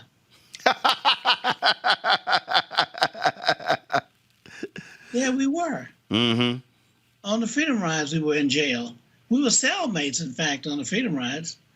And one of the things we had in common is that we had a special relationship where we would do puns. And I never forget, there in the city jail in Jackson, Mississippi, CT and I were cellmates, and we just had a ball. And I learned so much. We were still in school. Mm-hmm. Okay? Mm-hmm. But 24 hours we were in school because our professors were there with us. So we actually had classes.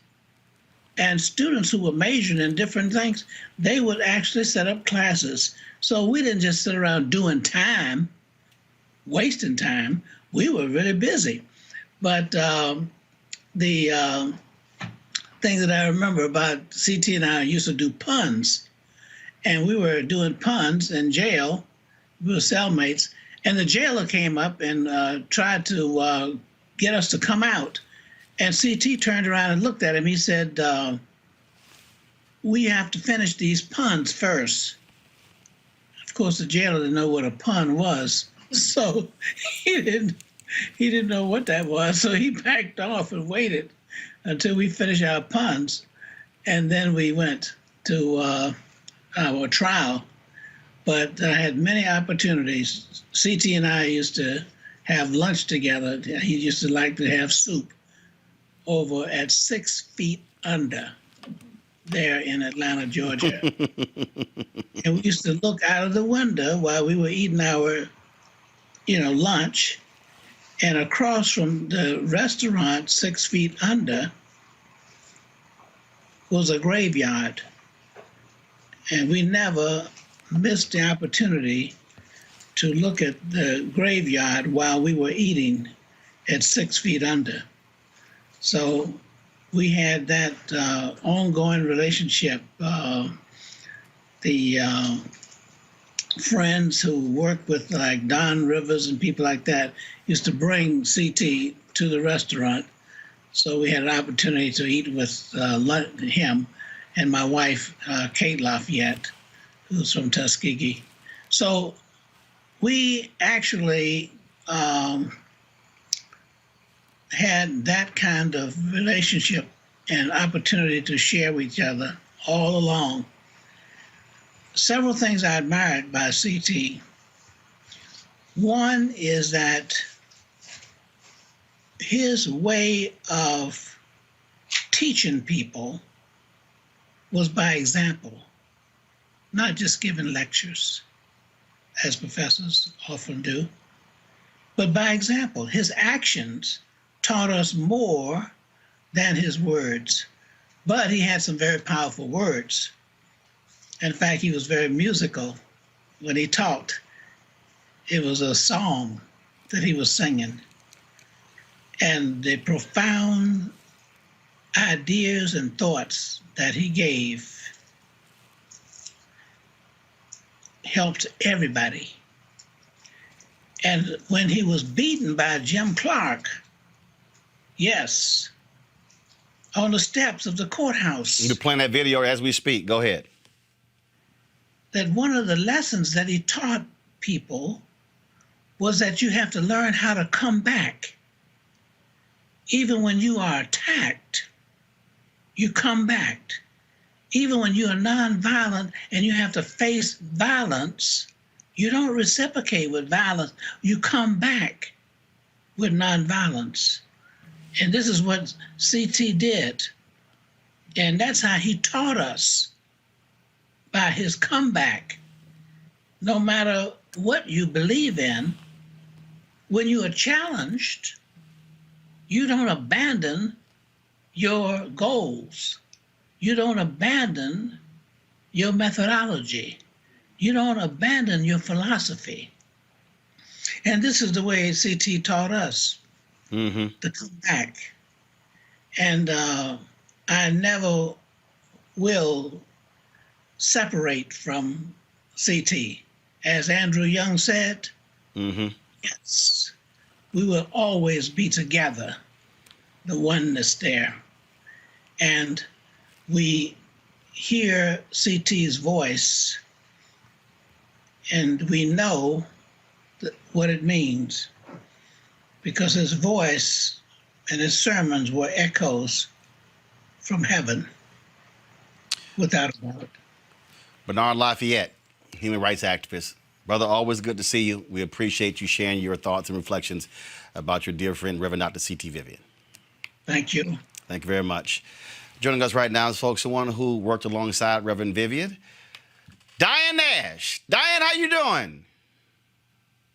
Under the circumstances, it's a sad day, but other than that, I'm doing well. Well, it is always good to talk with you, Roland. Indeed, it is always great to hear your voice. You, another one of our lions, somebody who has never been afraid to stand up for what's right. I started off by saying C.T. Vivian, man, he was one tough SOB. We showed that video. He got punched by Jim Clark. He did not walk away, and he stayed there resolute with conviction. Just your favorite thoughts and memories about C.T. Okay. First of all, I want to tell you, though, you said I wasn't afraid. I was constantly. I just did what had to be done. But I was very afraid. But CT, I am so fortunate and so blessed to have had him as not only a co-worker in the civil rights movement, but also as a friend for all my adult life, really. I could call him up when I had a problem, and and he was always ready to listen and always had sage advice. But I met him in Nashville. I was a student at Fisk University, and he was at the American Baptist Seminary. Excuse me. We met at Jim Lawson's workshops. Lawson had been to India and had studied Gandhi's movement firsthand, and he was in Nashville teaching students and the community and anyone who wanted to learn really about nonviolence as Gandhi practiced it. And CT was, that's where I met CT. He was about, I guess 13 years older than I am. And the ministers who were involved were 10 and more years older. And I remember being very curious about whether they were going to put us up to doing the sit-ins and getting arrested and in trouble. And I wondered if they were going to sit in and do the same things that we were. And they did. And CT definitely did. He was in the sit-ins and later in the Freedom Ride. And he was then on SCLC, the Southern Christian Leadership Conference staff. That was Dr. King's organization. I believe he was director of affiliates because SCLC had about 50 chapters at the time. And so CT took place, he was involved in Selma, obviously, the right to vote. He was involved in the Chicago movement and was very effective in talking with the gangs and making them see that it made more sense for them to do things together to benefit the black community rather than to be fighting each other. He was active in, I think it was, I can't think, St. Augustine or Fort Lauderdale. Oh, he was in St. Augustine. It was St. Augustine. He told me. He told me about it, and that's where a cop dripped on his back, almost drowned him in the ocean. Exactly. Now he had. I would never have done a protest in the ocean because I don't swim well. But he survived that one, and he was someone that had no ulterior motives. So often now we run across people who take part in demonstrations and they want to be on television or they want to run for a political office or something. And CT sincerely wanted to improve society. He was smart, he was level-headed, he had integrity, he was courageous, truthful, and a wonderful preacher. And he had a great sense of humor, but when necessary, he was very no-nonsense. Mm-hmm. And he was a family man. His wife, Octavia, and he were together for a lifetime until she passed away, I think about 7 or 8 years ago. They had 6 children, and the family just always seemed to be full of love. Mm-hmm. And he was not only responsible to the society, but also to his family and friends and his personal life. It is certainly a huge loss. It was always, I always talked about, it was great seeing him. And he was always there. In 2016, we were at the Treasury Department where they had a ceremony commemorating a plaque for the Freedmen's Bank. He was there. I think about seeing him. I'm looking at some photos from Congressional Black Caucus, Operation Hope. I remember Hank Stewart had his event in Atlanta. He was there. I mean, he was not somebody who was a homebody. He was always there and lending his support even to activists today. That's what he's been doing.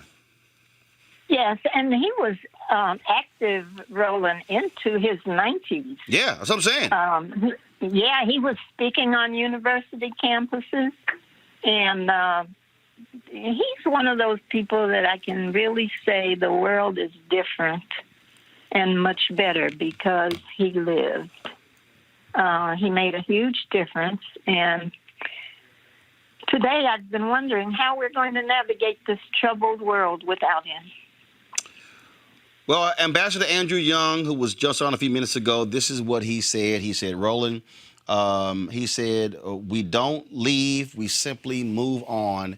The fact that we still are talking about Dr. King, still talking about Hosea Williams, still talking about those legends, he said, that's the case. So they're still with us. I think the key is for us to take the lessons that they gave us and keep applying them to present day. And then folks like you who are still in the fight, who are still battling, that's important as well. And I want you to know, and I still want to sit down and do a one-on-one with you. I did with CT, with Juanita Abernathy and others. But it's also important for us, this generation, to give proper credit and tribute to folks like you who put the work in. You said you were scared, but you were still one tough cookie. And we just appreciate your work all of these years and what you did to make it better for the next generation. Diane Nash. Thank you so much, Roland, and I'll look forward to doing that sit-down one-on-one. We're going to make it happen. Diane Nash, thank you so very much. I appreciate it for honoring Reverend C.T. Vivian. Okay. Bye-bye. All right, take care. Folks, this is the video that was shown when C.T. Vivian got the Presidential Medal of Freedom from the White House. We want to share it with you. Coming up next, we're going to talk with Harry Belafonte, the legend himself. Here's C.T. Vivian. I thought, unexpected, and I didn't think much about it, and I was busy one thing, the other. The closer we've gotten to it, the more exciting it has become. The more you look forward to it, the more you begin to understand the kinds of things that could come as a result of this, right? That you can do some good that it wouldn't be able to do otherwise. How it fits into your life's work, you see what I mean, is that everything that I have done and want to do, I created Upward Bound, right? Is that, and just because a lot of kids got kicked out of school because of racism, right? And I kept trying to figure how we're going to make those young people leadership for a new South. And I was with Dr. Martin Luther King, right? So what we were doing was creating a new South, huh?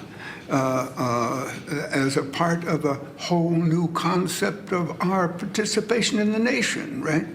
And so that when you see people who are thinking like that for a lifetime, how important it is that you know that it opens doors and that people take you seriously, more seriously than they did before. It sounds so pat when you say it. But where are your values? Hold on to them, right? Go with it. There's going to be a number of things you want to do. Some of them will make you far more money, but is that what you want to do? Some of them you want to do, but you won't be able to do. Because you just don't have it, right? And then, so do what you can do and do it well. But always ask your question, is it serving people? Now, the point being is you don't have to worry about asking yourself that truthfully, because you know whether you want to help folk or not, right? And to me, that's the number one thing. If you're not changing things for the benefit of the greater society, right, then you're not about much anyway, right? At the level we're talking, if it's the level for your survival, that's another thing, right? But if you're really free enough and open enough and have opportunities enough, always think about the good it's going to do for other people, because you've already been honored, right? I don't mean by medals. You've already been honored by being in a position to help somebody, right? But if you don't get upset at seeing people hurt, suffer, put in bad situations, put in situations they're never going to get out of for the wrong reasons, if that doesn't really make you a little angry, really, right? Angry enough to do something about it, then you wouldn't think about it anyway. Folks, joining me right now is one of my personal heroes, someone who has been a longtime freedom fighter, one of our fiercest advocates, the great Harry Belafonte. Mr. B! Hello, baby. How are you? Man, how you doing? Have not heard your voice in a long time. Yeah. This is a sad time. It is. It is. The loss of C.T. Vivian to many of us is equal to the loss of Dr. King. He was a tremendous force for good in this country. He was one of the stalwart leaders of the movement. He committed himself in the most dignified and most passionate way to the cause of freedom, and especially among people of color. His loss is a great loss for America, and I am very saddened that we're having this discussion. A lot of folks talk about he was an amazing preacher, and we don't think about it that way, but people forget he was Reverend C.T. Vivian. So many of these folks were reverends as well. I mean, they were moral, spiritual leaders who were putting it all on the line. Right. That's right. That was him. I am so sad. I feel almost as disoriented with the passing of C.T. Vivian as I did at the passing of Dr. King. He was a great, great warrior, and we shall miss him dearly, and his voice and his courage and his wisdom. One of the things that people forget, these folks were humans. They were regular, ordinary people who did extraordinary things. Beyond the fight for civil rights, how was he just as a person? He was a man that was filled with nothing but love for the human race. His compassion and his commitment to the freedom of humanity was unequaled. I think that the loss of C.T. Vivian is something that many of us will not get over quickly. But you know what, Mr. B? You know what, Mr. B? I think, and just as somebody who's been a journalist, for the last 20 plus years, I think part of the problem, which I think is very difficult, is that a lot of people really focus on just Dr. King or just the large figures, but they forget there were so many others who fortified them, who were part of these strategy sessions, who were involved. When you think about Diane Nash and James Bevel and Bernard Lafayette and James Orange and Hosea Williams and Septima Clark, and we could go on and on and on, that they were all giants. And it wasn't just one or two figures who somehow rose above the others. Yes. Our movement was larger than any one personality. And although Dr. King was a leader beyond compare, one who led us beautifully to the conclusions of success that we've experienced, was not a march he held on his own. He had many powerful warriors by his side, instructing him, guiding him, giving him the benefit of their wisdom on strategy. And C.T. Vivian was a heavy, heavy player in that world. We shall miss him dearly. Last question for you, sir. And I hate saying last question to you because I can listen to you all day. That's why I always enjoyed us getting together for lunch and dinner. He's 95. Reverend Lauer was 98. You just celebrated what, 93rd? 90s. You say it again? Yeah. Yeah. So many years. But what do you want folk today? What do you want folk today, 10 years from now, 20 years from now, 50 years from now, to know and understand about you and legends like Reverend Vivian and the work they put in? What do you want them to know? I think that we must pause and accept the fact that the movement, Black Lives Matter, has stepped into the breach and is making magnificent contributions to the objectives of liberation being waged by Black people all over the world, let alone just this country. And I think that the example left by C.T. Vivian, the example left by Dr. King, the example left by Fannie Lou Hamer and Ella Baker and so many others has been an indelible part of the success of our history. And I think their passing has left a great void. But I'm convinced that the young people have gotten the message. And when I look at what's going on with Black Lives Matter, when I look at what's going on with the women's movement, what went on with the women in the global mobilization recently, I think we're on the right path.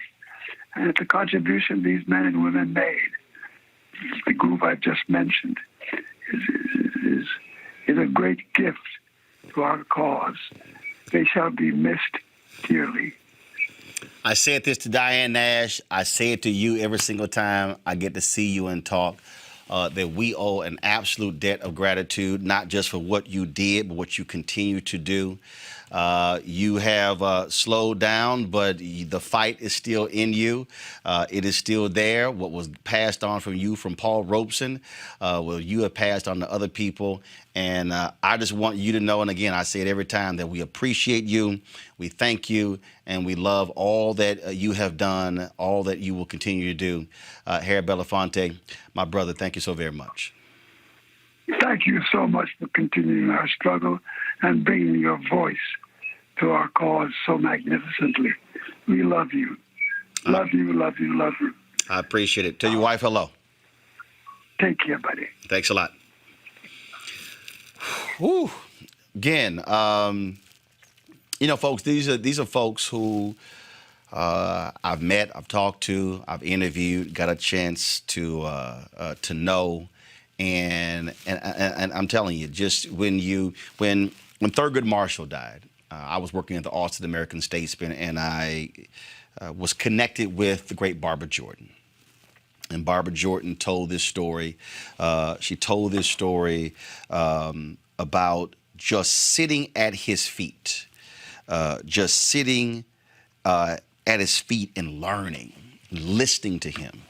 And that's really what I've always enjoyed when it comes to Harry Belafonte, when it comes to Reverend C.T. Vivian, when it comes to Ambassador Andrew Young and so many others, the ability just to be in their presence and listen and learn. I guarantee you my next guest believes in that as well. John Hope Bryan is the founder of Operation Hope. He joins us right now. John, you and I knew C.T. Vivian very well. He was with you when they did the dedication of the Freedmen's Bank at the Treasury Department in January of 2016. Hell of a loss of a lion. Yeah. First of all, thank you for doing this, Roland. I got a call from Ambassador Young just a moment ago. I said, "Why are you calling me? I'm about to go on. You got off. Now your deal's done. You want to call me and mess up my train of thought." But I try, even though he's my play father, I call him Ambassador Andrew Young. I don't call him Andy or Andrew Young. I call him Ambassador Andrew Young. I call Reverend C.T. Vivian Reverend C.T. Vivian. And, I was looking at Diane Nash, who, Roland, fine, smart, super intelligent, committed, could have done anything she wanted to as a young lady, was focused on this movement. Harry Belafonte, handsome, smart, charismatic, could have just gone and done Hollywood, exclusively focused on this movement. It was leaders like Dr. King and Ambassador Young and John Lewis, who was in a parallel path, but still the same movement. Dorothy Height, Reverend C.T. Vivian. Their integrity rooted everybody, right? And, everybody's been saying these real somber stories. It's been very serious and understandably so. I'd like to bring a little levity to the discussion about Reverend C.T. Vivian, if you don't mind. I sent you some discrete photos while you were interviewing Mr. Well, actually, I'm showing right now. I'm trying to see if I can pull them up. But right now, this is the photo here. This is from a dedication to the Treasury Department. You're sitting. This is the back of y'all head. So sorry. This is y'all sitting together. And then this is the photo here of the three of us having a good laugh while about to interview the two of you. And so he was a road dog for you. But go right ahead. Yeah, so in no particular order, I'm going to tell you. So Reverend Vivian would study everything and everyone. I think Miss Nash mentioned this. And he wouldn't mess with you unless you were serious. So he wanted to make sure I was serious. And he would look at me and he'd observe. And then, I don't know what order this came from, but we started to warm the relationship up. And one day he called me out of the blue and said, I want to come see you. The legend says he wants to come see you. Just say what time. Yeah. What would you like? Would you like me to come to your office? No. What's your address? And he came to my home, and I think I sent you one of those photos in the library. If I didn't, I will send it to you. A candid shot. We're in the library in my house, and he said, I've read your book, this book said Capitalism 3 times. You're on to something. He said, the next movement is about money and economics and poverty eradication. This is where Dr. King was going. What's the plan? I want a doc. He loves saying that. Doc, we got to get serious about this. Let me tell you what my ideas are here. And he laid all his thoughts out methodically. Now, he's 90. He'll be going on 96 now. I know he had to be 90, Roland, when he was having this conversation with me. Lucid, focused. He would walk at 90, 91 years old, a mile a day. This is a private doctor, Dr. Vivian. And he wanted to know what my plan was and what I was going to do about it, or was I just running my mouth? And if I was serious about it, he was going to join me and help me. And I'll tell you, I sort of had a man crush on him. And he didn't know me as long as Ambassador Young knew me, so he didn't have the context. And I hug people. If people know me, I hug you. I say I love you. I've got no problem with my manlyhood, so I tell a brother, I love you. So I went up at an event and I said, I love you, Dr. Vivian. I love you. And I kissed him on his forehead. And he gave me this look. He'd never given me before. And he didn't say anything. And about 2 or 3 weeks later, either I called him or he called me. And we had a very honest relationship. So he would say, now, Doc, you told me you love me. Yeah. Well, I respect you, John, and we're good friends.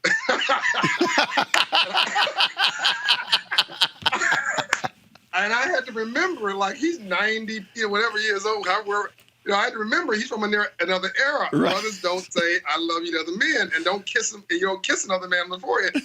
So I was like, yo, we're good. Like, we're good. I love you, like spiritually love you. He's like, oh, okay, we're cool. and then it was on the mission and the work. Now I don't know if he was joking because he had a wicked sense of humor, or whether he was serious, but it was real, like it was authentic, and that was him all the time. I sent you a photo of him because he was always cutting edge. I know. So as you're talking, I just want to know, as you're talking, what I'm doing is I'm actually sending them to the iPad, and so I want to put them in a slideshow. So you just keep talking. I'm working over here while you talking. So go ahead. Yeah, I sent you a photo of him looking at an iPad. I had my iPad. We were at dinner. Me, Ambassador Young, him, Don Rivers. Don Rivers is like his road dog. That was Robert. Nothing happened. Don Rivers was to Reverend C.T. Vivian, Presidential Medal of Freedom awardee, and Andrew Young was to Dr. Martin Luther King Jr., the consigliere, the chief lieutenant, the chief strategist. Don Rivers gets no credit for all the great stuff he did. But anyway, he was there with us. And Reverend Vivian said, "What are you doing?" I said, "I'm looking at my iPad, looking at my schedule for tomorrow." He said, "Well, let me see it." And so I gave him my iPad, and there's a shot that I sent to you of him illuminated by the iPad. There's another picture I sent to you of him talking, it had to be 2 or 3 years ago, with young brothers in a group called Just Brothers here in Atlanta. Again, he's 93 years old at this point, leaning in, man, not giving an inch, not saving a breath, giving it 100% he got. There's one shot. Now, Ambassador Young's younger than there you go. Ambassador Young's younger than C.T. Vivian, but Ambassador Young's chilling in the wheelchair, letting somebody push him in the airport going to D.C. And CT's huffing it. He's walking ahead of Ambassador Young and the aides. And CT had to be 93 at that point. That's with Secretary Jack Lew in the Treasury Department, where Secretary Lew renamed the Treasury Annex building the Freedmen's Bank building in honor of former slaves. This was something Reverend Vivian called me and said, "John, you don't realize how important," that's what we did our interview at Ebenezer Church. He said, "I don't think you realize how important this renaming of this Freedmen's Bank is." And he started talking to me about economics, about the Poor People's Campaign, Dr. King's last movement about poverty. He says, I got to be there. And we got to emphasize to the Secretary of the Treasury what needs to be done to provide access to capital for poor and struggling entrepreneurs and small business owners. This is the next movement. By the way, Roland, where are we at now? Isn't that the discussion right now? The thing that Reverend C.T. Vivian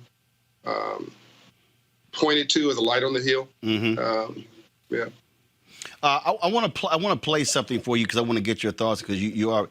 He also had a massive book project that people don't realize. This is, folks. Let me set this thing up. So just give me 1 second, guys. I want you to go to because I'm playing it on my iPad. So just give me a second. Henry, go ahead and are you seeing this? Go ahead and play this. Pull the audio, please. Reverend C.T. Vivian. Just as you see here. So that would be an over the shoulder, basically, of. Can I see? Yeah. Is that on the camera? Yeah, it's on. He's connected. You know that. He has his camera, which matching-wise, it'd have to. John, what was amazing about this is, being in his house like a museum. But he had this book project, and just correct me if I'm wrong, he was trying to collect the first edition of every book published by an African American? Yeah. One of his many projects, including outrunning me and you, probably a jogging project. This guy, I can't, that house where you saw, he would leave that house and walk a mile or two every day around that house just to keep his joints strong. I don't know many people your my age who can walk a mile or two a day. And he was 90 plus years old. Yes, he was an intellectual giant. He read one of my books 3 times before he called me. Imagine what else he had read. Right. Certainly, just an absolutely unbelievable person. Did you get that photo of him with the iPad? I just sent it to you again. Yeah, hold on. Yeah, I do have that one. Let me see if I can. Let me see if I can pull it up. Where is it? I'm looking on here. I think here it is, right here. All right, that's the photo right there. We're at dinner, and Ambassador Young and and he and I were having this thoughtful conversation, but he wanted to know he was nosy. Like, what are you doing on that iPad? Why are you not sharing it with me? And he didn't want me to tell him what was on it. He wanted to see it himself.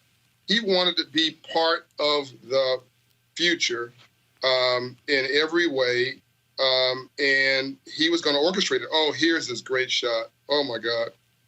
I'm sending it to you. This is like going down memory lane, man. This guy, this is when he bogarted himself into my house, where he said, I'm coming to see you. What's your address? Now, this is a young lady stopping him outside of the Treasury Department. Again, Ambassador Young is supposedly the icon. He doesn't mind me saying this. He doesn't have a self-esteem problem. And this is the lady stopping Reverend Vivian because she was so enthralled with him. That's that's when he came to see me. And you see he's got a book in his hand. Even there, it's not my book. He pulled up another book. Sorry, that's the book that's his book that he was taking notes in. Yeah, he was an absolutely committed learner, someone who was committed to and you had to go to my iPad. The look on your face is sort of like how I was with him and how I was with Harry Belafonte. You just shut up and listen. Just shut up and listen. But here's the crazy thing though, and last question for you, John. What's crazy is that we want to shut up and listen, and they want to shut up to listen. That's right. That's right. I'm like, okay, I'm not trying to talk. I want you to talk. They're like, no, I want to hear you. So this is the difference between leaders today and iconic transformational leaders of the 20th century. This deep in this ethos, and we got to get people. God gave you 2 ears and 1 mouth, so you listen twice as much as you talk. And there's no limit to what you can do when you're not concerned with who got the credit. Andrew Young, Ambassador Andrew Young, and Dr. C.T. Vivian were not trying to beat Dr. King. They weren't player hating. They weren't jealous. They weren't hogging the camera. They were there for service. They were servant leaders. And as a result of that, the world has given them everything because they wanted nothing, Roland. The world has given them everything. They didn't want for a thing. Everybody wanted to host them, toast them, give them free cars, whatever, which they would not take.